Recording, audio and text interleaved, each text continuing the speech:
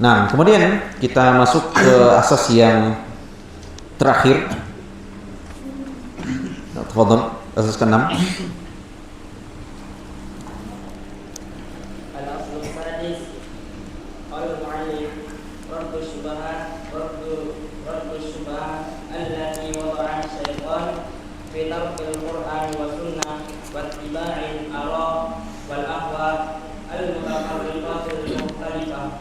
وهي أن القرآن والسنة لا يعرفهما إلا المجتهد المطلق والمجتهد هو الموصوف بكذا وكذا أوصافا لعلها لا توجد تامة في أبي بكر وعمر فإن لم يكن الإنسان كذلك فليعرف عنهما فرضا حتما لا شك ولا إشكال فيه ومن طلب الهدى منهما فهو إما زنديق وإما مجنون لأجل صعوبة فهمهما فسبحان الله وبحمده كم بين الله سبحانه شرعا وقدرا خلقا وأمرا في رد هذه الشبهة الملعونة من وجوه شتى بلغت إلى حد الضرورية العامة ولكن أكثر الناس لا يعلمون لقد حق القول على أكثرهم فهم لا يؤمنون إنا جعلنا في أعناقهم أغلالا فهي إلى الأذقان فهم مقمحون وجعلنا من بين أيديهم سدا ومن خلفهم سدا فأغشيناهم فهم لا يبصرون وسواء عليهم أأنذرتهم أم لم تنذرهم لا يؤمنون إنما تنذر من اتبع الذكر وخشي الرحمن بالغيب فبشره بمغفرة وأجر كريم.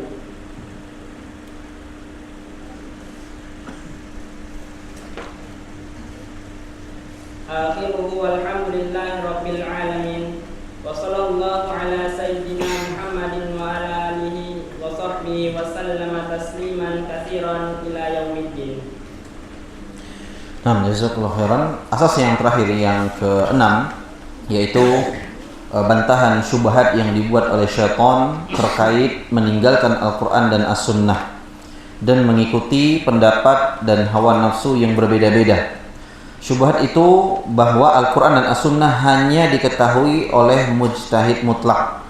Yang mana mujtahid mutlak itu sifatnya begini dan begitu. Jadi di sini penulis menyampaikan bahwa ada sebagian pihak yang memberikan kerancuan dalam pemikiran berupa untuk tidak mengikuti Al-Quran dengan As-Sunnah, karena Al-Quran dan As-Sunnah itu hanya bisa dipahami oleh pihak yang disebut mujtahid mutlak. Yang mana mujtahid mutlak itu punya kriteria, punya sifatnya kayak gini, punya sifatnya seperti itu. Nah, mereka menyebut sejumlah sifat-sifat yang mungkin tidak sepenuhnya sifat ini dimiliki oleh sahabat Abu Bakar dan sahabat Umar radhiyallahu taala anhumah. Jadi antum bisa bayangkan bagaimana syubhat ini, dan ini nyata bahwa sebagian pihak untuk meninggalkan, dia tidak terang-terangan mengatakan ayo tinggalkan Al-Quran, ayo tinggalkan As-Sunnah, bukan. Tapi dia akan memberikan kerancuan berpikir bahwa untuk memahami Al-Quran dan As-Sunnah itu hanyalah diketahui oleh pihak yang dinamakan dengan mujtahid mutlak. Nah, mujtahid mutlak itu, mujtahid itu sifatnya kayak gini, dan kayak gini. Ya, yang sampai-sampai kalau sifat itu dinisbatkan, diarahkan ke sahabat Abu Bakar dan Umar, niscaya keduanya pun tak punya sifat tersebut. Nah, ketika seorang tidak memiliki sifat-sifat seperti itu, kata penulis, maka dia wajib dan harus berpaling dari keduanya, berpaling dari Al-Quran dan As-Sunnah. Nah, siapa yang mencari petunjuk dari keduanya, berarti kemungkinan ia zindik atau kemungkinan dia gila.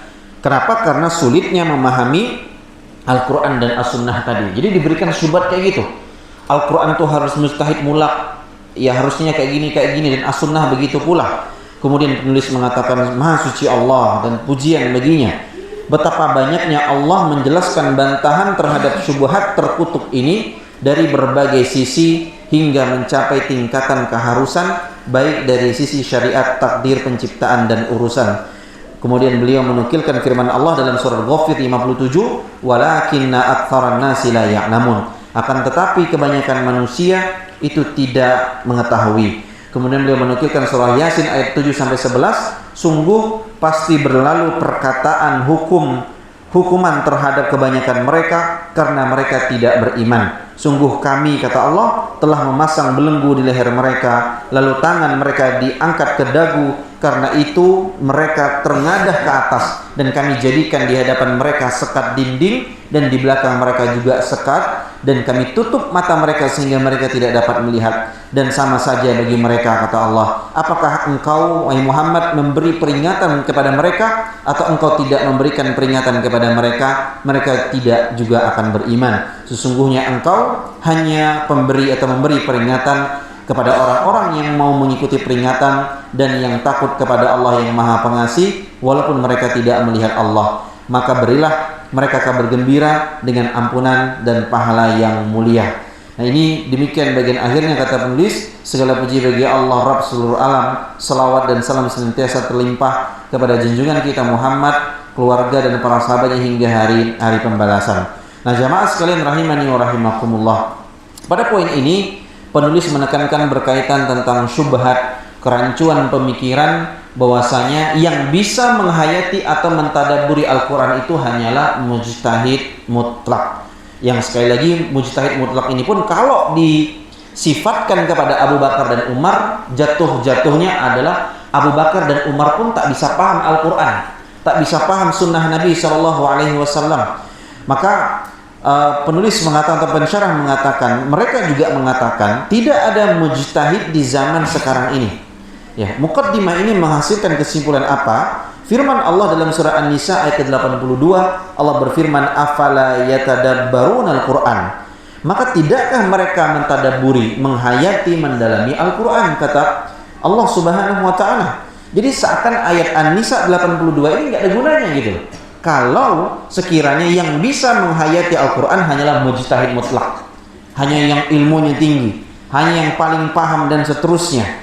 Nah, padahal Al-Quran itu diturunkan dan Allah berikan kepada umat manusia ini, dimudahkan dengan semudah-mudahnya manusia itu untuk memahami dan mengambil pelajaran. Sebagaimana di antara contohnya ketika Allah berfirman dalam surah Al-Isra ayat ke-32, Allah menyatakan wala taqrabuz zina, dan janganlah engkau mendekati zina, kata Allah. Siapa yang bisa menyatakan ayat ini tak jelas, gitu kan? Dan Allah katakan innahu kana fahisyatan wa sa'a sabila, dan sesungguhnya perbuatan zina itu suatu perbuatan keji dan jalan yang sangat buruk. Ayat ini jelas, sejelas-jelasnya ayat. Ya, dan banyak ayat-ayat yang lain ketika Allah juga berfirman innas salata kanat 'alal mu'minina kitaban mawquta. Sesungguhnya salat itu adalah kewajiban yang ditentukan waktunya bagi orang-orang beriman. Qul lil mu'minina yaghuddu min absarihim wa yahfadhu furujahum. Katakan kepada laki-laki beriman agar mereka menjaga pandangan dan memelihara kemaluan mereka. Jelas. Ya, tidak butuh sampai kepada seorang tahap tingkatan mujtahid mutlak yang dia berhak dan memiliki kompetensi atau kemampuan untuk berijtihad, memberikan keputusan setelah bersungguh-sungguh di dalam menilai, menimbang suatu permasalahan. Maka teman-teman sekalian yang semoga Allah muliakan rahimani wa rahimakumullah, sekali lagi ini adalah bentuk syubhat, kerancuan pemikiran dalam ketika seorang pelan-pelan, sedikit demi sedikit dijauhkan untuk dia bisa mentadabburi Al-Quran, untuk dia memahami Al-Quran. Padahal ketika penulis menukilkan di dalam surah Yasin tadi bahwasanya Al-Quran ini diturunkan innama tundiru man ittaba'a dzikra wa khasyiyar rahmana bil ghaib, bahwasanya peringatan Al-Quran ini itu akan berlaku kepada orang-orang yang memiliki rasa takut kepada Allah Subhanahu wa taala. Jadi Kalau orang sudah tidak punya rasa takut dalam hatinya kepada Allah Subhanahu wa taala, maka tidak akan mungkin dia bisa mentadaburi Al-Qur'an, tidak akan mungkin dia bisa memahami hadis Nabi sallallahu alaihi wasallam. Maka akan datanglah pemikiran-pemikiran atau ide-ide yang akhirnya itu tidak sesuai dengan jalan yang sebenarnya Al-Quran dan As-Sunnah tersebut. Dan inilah yang kita sebutkan di awal tadi, bagaimana perpecahan itu terjadi. Apa kata Abu Bakar dan ketika bercakap-cakap dengan Ibnu Abbas, bagaimana ketika Al-Qurannya satu, kiblatnya satu, Tuhannya satu, kok bisa berpecah belah? Karena mereka membawa akal mereka masing-masing, pikiran mereka masing-masing. Ketika mereka disuruh memahami tentang tangan Allah, tentang Allah Subhanahu wa ta'ala bersemayam, apa yang terjadi dalam pikiran-pikiran mereka? Pikiran mereka kemana-mana. Pikiran mereka dibuat susah sesusah-susahnya. Maka yang seperti ini, maka mereka orang-orang yang terkena fitnah syubhat, fitnah kerancuan dalam pemikiran dalam masalah agama ini, dan kuncinya, solusinya dari fitnah syubhat itu adalah ilmu yang bermanfaat, ilmu yang akhirnya mencerahkan dia dari jalan penyimpangan tersebut. Dan Allah Subhanahu wa ta'ala sudah mewanti-wanti bagi orang yang tidak bisa mentadabburi Al-Quran, memahami hadis-hadis Nabi, afala yatadabbaruna Al-Quran am ala qulubin aqfaluha. Kenapa kok bisa mereka tak menghayati Al-Quran? Emang hatinya sudah terkuncikah, kata Allah Subhanahu wa ta'ala? Sudah tertutupkah? Akhirnya seakan sesulit itu mereka untuk memahami ayat-ayat Allah Subhanahu wa ta'ala tersebut. Nah, makanya teman-teman sekalian rahimakumullah, ketika kita belajar, ketika kita menuntut ilmu, yang kita sudah sebutkan tadi, di antara buah keikhlasan dalam ilmu itu adalah akan menumbuhkan rasa takut kepada Allah Subhanahu wa ta'ala. Karena hanya orang-orang yang punya rasa takut kepada Allah lah dia akan tunduk, dia akan nurut kepada Allah Subhanahu wa ta'ala tersebut. Karena Allah juga berfirman dalam surah Fatir ayat ke-18, innama tunzirul ladzina yakhshawna rabbahum bil ghaib wa aqamus shalah. Sesungguhnya engkau wahai Muhammad hanya memberikan peringatan kepada orang-orang yang takut kepada Allah dan orang-orang yang menegakkan salat. Orang kalau nggak punya takut, apalagi nggak takut sama Allah, yang ada kerjaannya membangkang, mentakwil-takwil, cari pembenaran, dan perbuatan-perbuatan yang tidak diridhoi oleh Allah Subhanahu wa ta'ala. Dan jangan lupa juga ketika Allah Subhanahu wa ta'ala berfirman dalam awal-awal ayat surat Toha, apa kata Allah dalam awal-awal ayat surat Toha? Ya Toha kan gitu kan, kok bingung sih? Kan Toha gitu. Habis itu apa lanjutannya? Ma anzalna alaikal qur'ana li tashqa. Kami, kata Allah, tidaklah turunkan Al-Quran ini kepada engkau wahai Muhammad untuk apa? Engkau itu merasa sempit, merasa susah. Al-Quran itu diturunkan bukan untuk menyusahkan kita. Kenapa sama orang di asas yang ke-6 ini disampaikan oleh penulis kok makin dibuat susah-susah gitu? Ya, padahal Al-Quran itu mudah untuk dipahami, mudah untuk dipelajari, mudah untuk dimengerti. Bukan untuk menyusahkan. Sekali lagi, bukan untuk menyusahkan. Allah katakan tadi, ya, kami turunkan Al-Quran kepada engkau wahai Muhammad bukan untuk menyulitkan engkau. Al-Quran dipelajari bukan untuk menyulitkan kita. Ya, kecuali orang emang tak bisa menyebutkan huruf zai terus kata dia jai, kata dia gitu. Ya, ada santri di sini kayak gitu. Saya pernah ngajarin orang bilang dia mau alap belajar ngaji, zai kata saya, jai gitu. Jet kata, udah kata saya kan, Jupiter jet kata saya, Jupiter Z kata saya, Jupiter jet katanya, udah, dia nyebut Z pun jet katanya, maka beratlah dia belajar untuk menyebutkan zai. Belajar bisa insya Allah. Jadi Quran walaupun susah bisa, ya, maka subhanallah bahasa Quran itu atau metode membaca Al-Quran itu dipelajari dari berbagai macam bangsa dan negara dan suku. Berkarat-karatnya orang Melayu, orang Samba semua ya, orang Pawah juga mungkin ada yang berkarat nya, bisa ada nyoba rock, banyak saya dapati bisa ada nyoba rock, tapi dia pas ngomong tetap berkarat. Nah gitu. esnya tetap berkarat. Tapi tetap bisa menunjukkan bahwasanya Quran bukan untuk menyusahkan, menyulitkan, tapi Allah berikan kemudahan bagi orang-orang yang jujur. Makanya Nabi SAW ketika menekankan tentang masalah kejujuran, intasduqillah yasduqka. Kalau engkau jujur karena Allah, Allah akan wujudkan keinginanmu. Allah akan kasih apa yang engkau rasanya berat tadi, yang awalnya rasanya tak masuk di akal. Ya, dan Allah katakan illa tadhkiratan liman yakhsha. Al-Quran itu akan memberikan manfaat peringatan bagi orang-orang yang takut, orang-orang yang memiliki rasa takut kepada Allah Subhanahu wa ta'ala. Adapun orang yang tidak ada takut, teman-teman, entah dia hafal, entah dia paham tapi tak mengamalkan, maka seakan Al-Quran itu tidak ada gunanya bagi dia. Ya, yang ujung-ujungnya seperti yang disebut oleh penerus di asas ke-6 ini, bahwasanya syubhat, kerancuan pemikiran ketika bahwa Quran sunnah itu hanya bisa dipahami orang-orang yang kayak gini dan kayak gitu. Ya, akhirnya kita yang mungkin masih pemula, yang masih baru, seakan bingung untuk memahami. Qul, katakan, huwallahu ahad. Apa artinya? Katakanlah, dialah Allah yang esa, yang satu-satunya. Susah dipahami?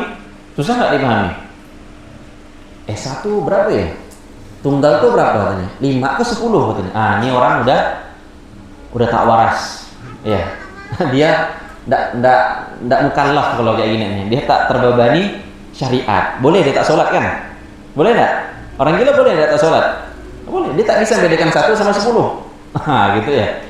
Ya bukan karena dia masih anak-anak belum belajar, tapi karena tidak waras. Kalau tidak waras tak bisa memahami, katakan dialah Allah yang satu-satunya. Katakan Allah dialah yang esa, yang satu-satunya. Qul huwallahu ahad, Allahu samad, lam yalid wa lam yulad. Yang tidak beranak dan juga tak diperanakkan. Susah dipahami? Yang tak beranak dan juga tak diperanakkan. Susah dipahami? Datang 25 Desember, selamat katanya gitu ya. Wong sifat selamat Natal. Maksudnya itu apa? Cina ya, Imlek. Sama juga lah. Nanti Natal tak boleh, Imlek diikut gitu. Tetap dua-duanya jangan. Masa dia mengatakan lam yalid walam yulad, selamat hari lahir Yesus Kristus segala macam. Ini bentuk entah memang tidak main-main. Ya boleh tidak mengucapkan selamat Natal, selamat lahir Nabi Isa gitu kan? Boleh nggak mengucapkan selamat lahir Nabi Isa? Ada dalilnya tuh. Ada dalilnya. Surah apa? Surah cerita tentang lahirnya Nabi Isa itu? Maryam. Surah Maryam. Ayat berapa? Ayat ke qala inni abdullah. Itu kan. Ya enggak, benar enggak? Qala inni abdullahi ataniyal kitaba wa ja'alani nabiyyah wa ja'alani mubarakan aina ma kuntu wa awsani bis salati waz zakati ma dumtu hayya. Kita lanjut sampai wassalamu alayya yauma wulidtu. Apa artinya? Wassalamu alayya yauma wulidtu. Dan keselamatan, selamat ketika aku dilahirkan. Ini jadi dalil nih bagi para ahli syubhat.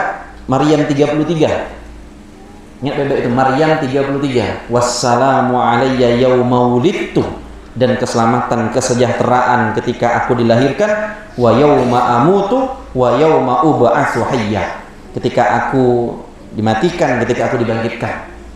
Ya, dijadikan dalil sebagian pihak, sebagian kaum muslimin untuk bolehnya mengucapkan selamat hari raya Natal atau hari lahirnya Nabi Isa atau Yesus Kristus yang dipahami orang Nasrani. Ini syubhat.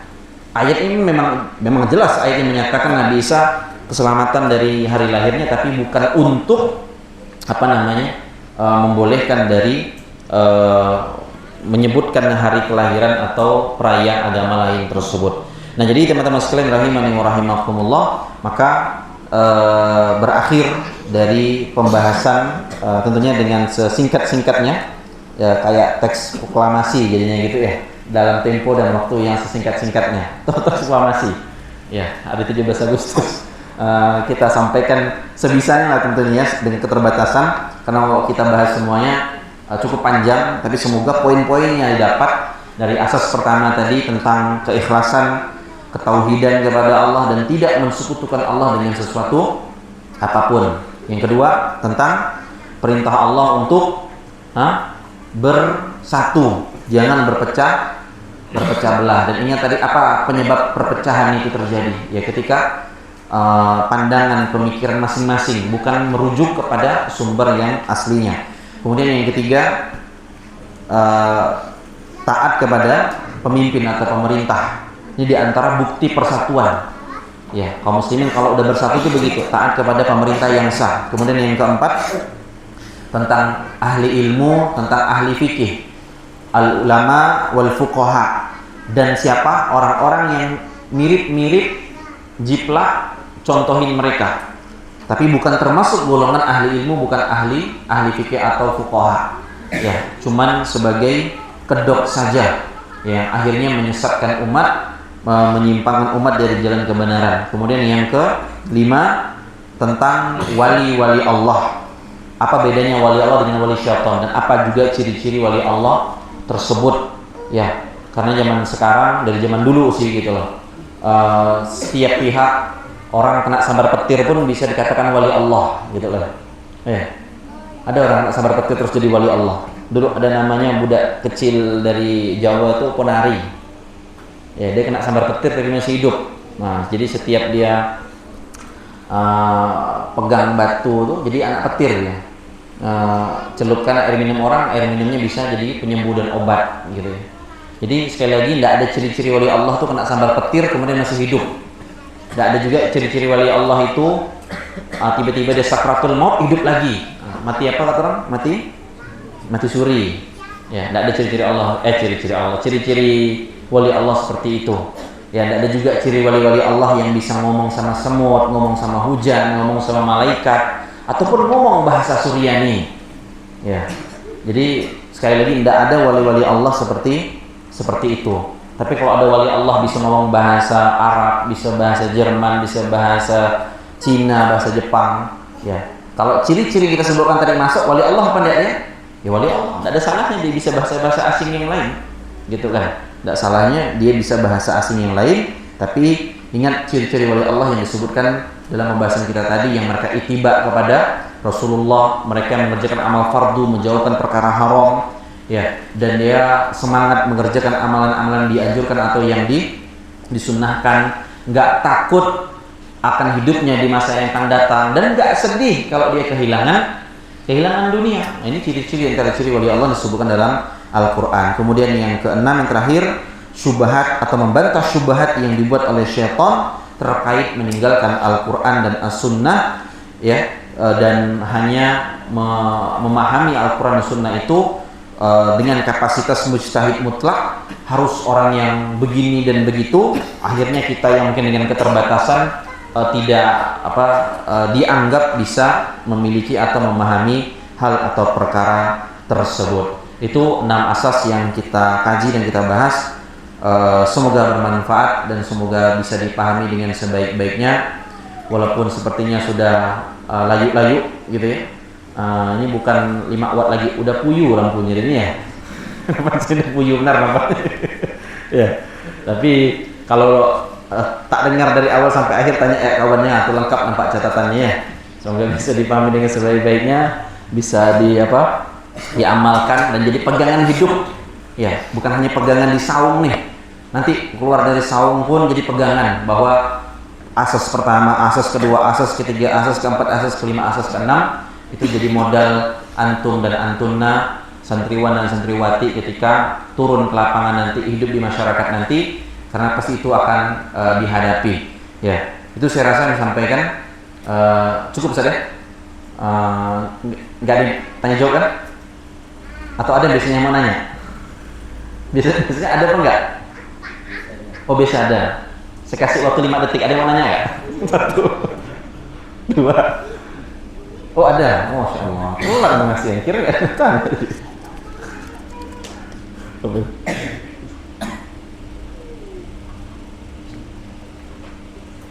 Assalamualaikum Ustaz. Waalaikumsalam warahmatullahi wabarakatuh. Izin bertanya Ustaz, apakah boleh ketika sujud tangannya terlalu lebas, ini apa? Oh, lebar.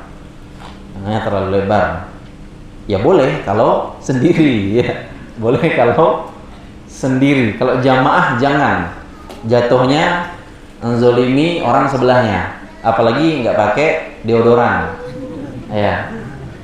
Apalagi kalau bawa badan. Nah, kalau antum-antunan di sini makan kemangi tiap hari, saya rasa insya Allah katanya sih buat tak bawa badan, katanya. Ya, saya belum pernah uji coba. Daripada coba-coba, kadang orang tuh sama bawa badan sendiri nggak sadar. Ya, bagi dia biasa-biasa saja, bagi orang na'udzubillah. Ya, nah jadi masalah buka tangan lebar ini memang ada riwayatnya, cuman bukan diberlakukan dalam setiap kondisi, terutama berjamaah, apalagi misalnya sempit. Ya, kalau udah sempit jamaah itu atau rapat itu beberapa hukum yang berkaitan posisi sholat, misalnya kayak duduk tahiyat akhir. Ya, tahu ya duduk tahiyat akhir ya? Tahu nggak nih? Jangan saya bilang nggak tahu, udah tahiyat akhir. Ya, gimana duduknya? Hah? Tegak atau miring? Nah gitu. Hah? Tegak atau miring? Nah, nyambung berarti. Miring kan? Kalau udah sempit, terus mungkin badannya terlalu gemuk misalnya gitu. Kalau dia miring, kira-kira memberikan maslahat atau memberikan mudarat sama orang sebelahnya? Hah? Kalau masih ada ruang sih nggak masalah. Cuma kalau udah ada ruang lagi, dia miring, oh udah, itu akan jadi kayak kartu domino tuh. Tumbang satu, tumbang semuanya gitu. Atau ada yang bertahan kan? Subhanallah, asyhadu an la ilaha illallah gitu. Ngucapkan itu nahankan apa? Orang sebelahnya masih menguatkan duduk tawarruk gitu ya. Ya, tapi insya Allah sini biasanya kalau santri itu pada umumnya badannya masih stabil. Nah, kalau jadi ustaz nih bisa badannya agak stabil. Udah makin apa? Makin tumbuh kembang gitu ya, berisi. Nah, jadi masalah tangan lebar atau yang lain itu relatif tergantung dari keadaan atau kondisi ya. Kalau sendiri nggak masalah, Allah bisa. Nah, Assalamualaikum, saya izin bertanya. Ini sama orang nanya nih. Hah? Oh. Tulisannya sama soalnya. Apakah orang gila itu tidak sholat? Apakah ia nanti dihisab? Ya. Orang gila ya tidak wajib sholat. Ya. Orang gila nggak wajib sholat. Apakah nanti dia dihisab? Wallahu a'lam. Saya lupa masalah ini. Ya, silakan tanya sama Ustaz Arfandi. Saya lupa apakah ini dia dihisab atau nggak, ada posisinya sendiri seingat saya di akhirat kelak. Tapi jangan bercita-cita jadi orang gila ya. Biar nggak dihisab gitu loh, enggak. Karena para salaf dulu itu kalau sebagaimana pernyataan Abu Bakar, Umar, saking takutnya mereka terhadap urusan akhirat, itu bukan mereka berangan-angan jadi orang gila. Apa angan-angan Abu Bakar, Umar ketika beratnya melihat kehidupan akhirat? Ada yang tahu? Berangan-angan jadi, sebagian riwayat beliau berangan-angan jadi sebatang pohon, gitu. Berangan-angan jadi sehelai rambut di kepala orang beriman. Berangan-angan jadi seekor kambing kemudian disembelih dimakan sama orang. Nah, gitu. Itu yang saya dapati dalam kitab Ad-Da'wah, angan-angannya para sahabat ketika tahu beratnya menghadapi hisab. Tapi kalau berangan-angan jadi orang gila, wallahu a'lam, saya nggak dapati mereka berangan-angan jadi orang gila tersebut. Ya, seperti itu. Wallahu a'lam bishawab. Udah? Ada lagi? Cukup? Kalau udah, semoga bermanfaat dan kurang lebihnya mohon maaf. Dan saya juga terima kasih sebesarnya kepada Ustaz Arfandi yang sudah memberikan kesempatan untuk sedikit berbagi ilmu di sini kepada teman-teman sekalian.